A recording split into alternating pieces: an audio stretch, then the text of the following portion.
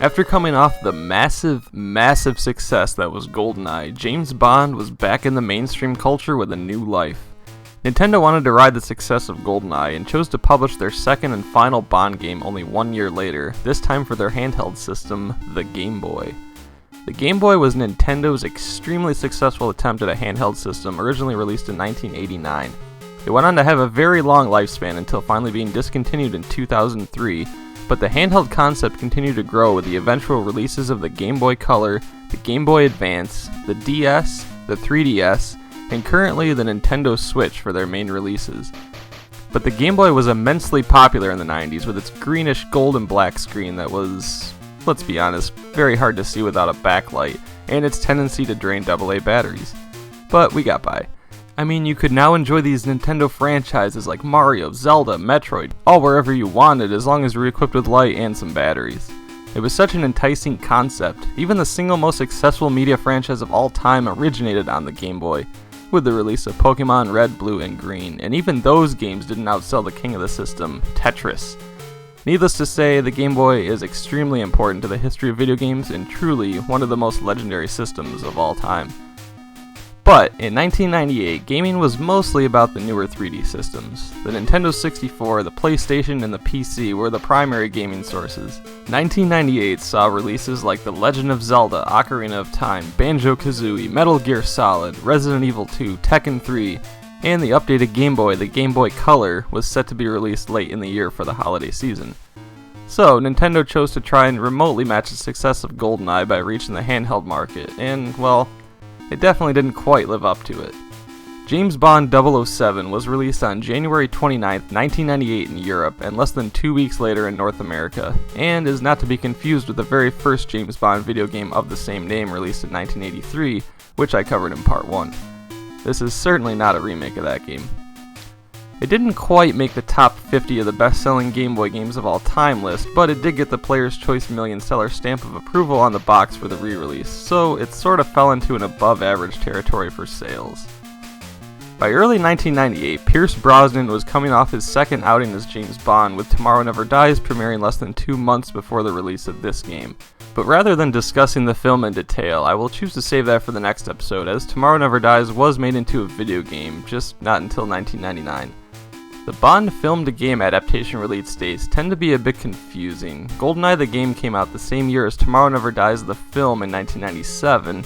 Tomorrow Never Dies the game came out the same year as The World Is Not Enough the film in 1999, and The World Is Not Enough the game came out, well, only a year later after the film did in 2000, so they were a little more caught up by that point. But 1998 was simply between Brosnan's second and third Bond film. Really not much else going on in the franchise. So what type of story or gameplay would they even try to incorporate into a simple Game Boy game? The system has its limitations as a pioneer of handheld systems, so it's highly unrealistic to expect anything along the lines of GoldenEye. But let's check out the back of the box. Arms smuggling ring threatens to create a new world order. The peace and security of the entire planet is at stake. MI6 sent Agent 008 into Turkey to dismantle the operation. Soon thereafter, all contact was lost with 008. M makes a decision to send their best agent, James Bond, to investigate the whereabouts of 008. As Bond carries out his latest order, he becomes entangled in his deadliest mission yet. As James Bond, you must use all of your expertise to unravel the sinister plot. It is up to you to determine friend from foe as you uncover clues. Along the way, weapons and items will be found that assist you in overcoming the many obstacles placed in your path. Be sure to keep an eye open for Q and his unique brand of help. Be careful, Bond. You may not be able to charm everyone. So, okay, it looks to be like another unique story here. And I always love when they either show or mention other 00 agents. 006 was a main character in GoldenEye, and now they're using 008 in the story. As far as my history with the game goes, I played and beat it only once, probably about a decade ago at this point, and I don't remember much about it. This will be a relatively fresh experience. Let's do this.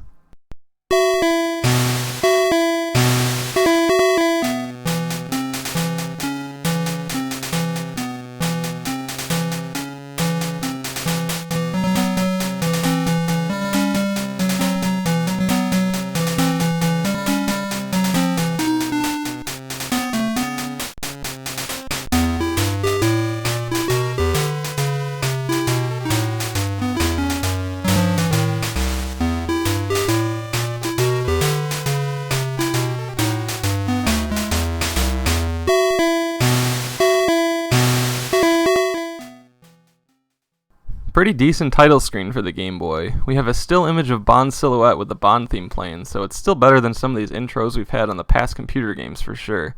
They did a decent job with using the Game Boy's sound chip to replicate the Bond theme, but there are still some off-note choices. That's clearly just a nitpick.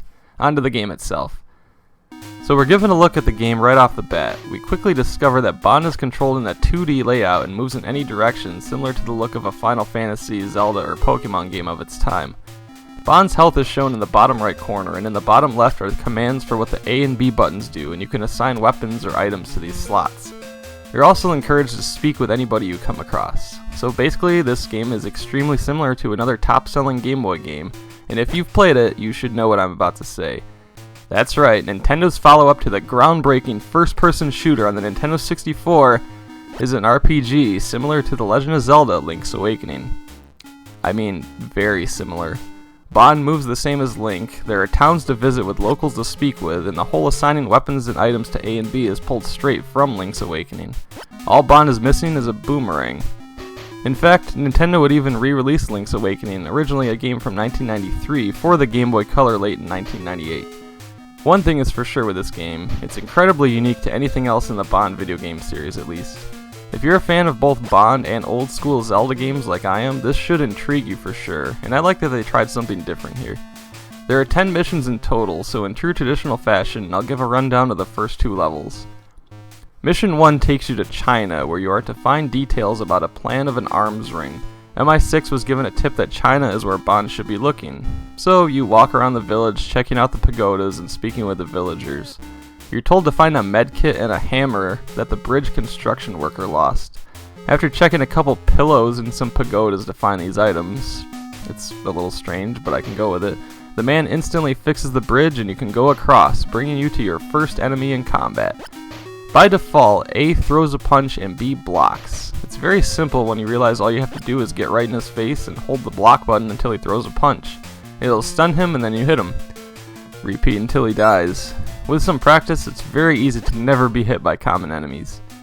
You then hear rumblings of someone named Zhong Mei, whose temple is to the north. Another villager starts speaking of a man with a deadly hat. Yeah, I get it. Oddjob is awesome and all, but this makes 4 games in a row with him making an appearance. Dude was in one film in the early 60s, but I do agree that having a character who uses a hat as a weapon makes an easy target for slapping into a video game. At least they don't bring back both Oddjob and Jaws, right? Oh, they do. So you find a secret door in the temple, then a key to open the safe, and then it's a boss fight against Zhong Mei. Fighting her takes a little more challenge than your casual enemies, as you can't simply hold block and attack. Zhong Mei will spin faster on the room, do cartwheels, etc., and you have to continue to punch the woman until she falls. So yeah, Bond has an uncomfortable reputation of hitting a few women in the films, and they are indeed uncomfortable to watch.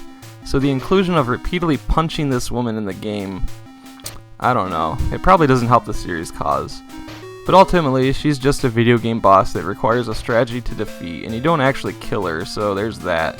And this isn't the first time there was a female boss in a Bond game or anything. James Bond the Duel had Mayday, and GoldenEye had Xenia, so take it how you will. It's still a little uncomfortable though. After he knocks her down for good, he tells her, "Good night, darling, I'll see myself out." Classy. This then alerts a swarm of enemies that are now in your way of escaping back to London. It's sort of funny seeing 2 or 3 enemies on one screen and you do the hold block strategy while the others just stand back and wait their turn. Yeah, they're really putting their all into stopping the secret agent. You eventually reach the boat and thus concludes mission 1.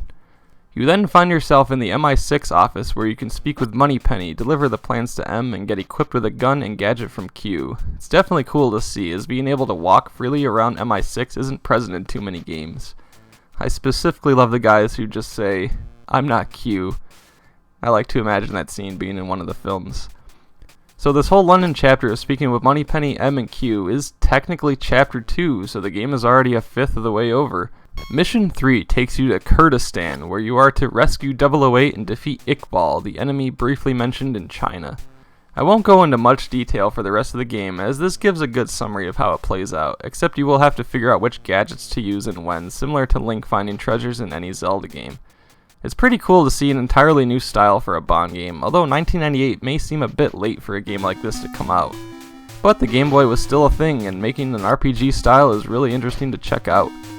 The Game Boy Color would be released months later in December of 1998, and handheld gaming would continue to evolve over the next 22 years to the time of me writing this, to the point where you can play an enormous game like The Witcher 3 on the go with a Nintendo Switch. That's pretty amazing if you ask me. While James Bond 007 may look a bit dated for 1998 even, I say definitely check it out to see where the story goes from here.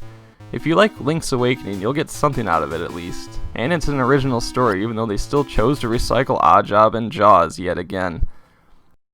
So aside from one Game Boy Advance port in the near future, James Bond and video games from now on will all rely on being first or third person shooters, along with one vehicle-based game. Basically, James Bond 007 truly marked the end of an era, and at a weird time too. A game like this could have come out in the early 90s for the Game Boy and still looked the same, but it just so happened to follow GoldenEye of all games. I feel like that both helped and hurt sales. People were interested in Bond again, but it's such a departure from how revolutionary GoldenEye really was. Overall though, it's a fun one. Definitely give it a shot. So thank you all once again for keeping up with this retrospective if you've come this far. I hope you all are getting something out of it at least. I've had a bit of a busy time this month with work, so I unfortunately had a bit of a delay in making this. I should hopefully be back to a normal schedule very soon, and this retrospective will live on. However, the games are starting to get longer with more complexity, so I'll do my best to get these out there. If you'd like to keep up with the retrospective, a like, a subscribe, or whatever, it only helps out my channel. I'm also working on a Twitter and Instagram, so you can find me as Paraspectre on there. Next time, we're going back to a movie tie-in game to mark the spiritual sequel to GoldenEye. This is certainly a new era, not to keep using that term, but it's time for a newcomer, Electronic Arts, to enter the fold. EA will go on to produce a whopping 10 Bond games over the years, almost doubling the amount that Domark produced. That will all start with a PlayStation 1 exclusive. Will it hold up to the Nintendo 64's GoldenEye? We shall find out. James Bond will return in Tomorrow Never Dies.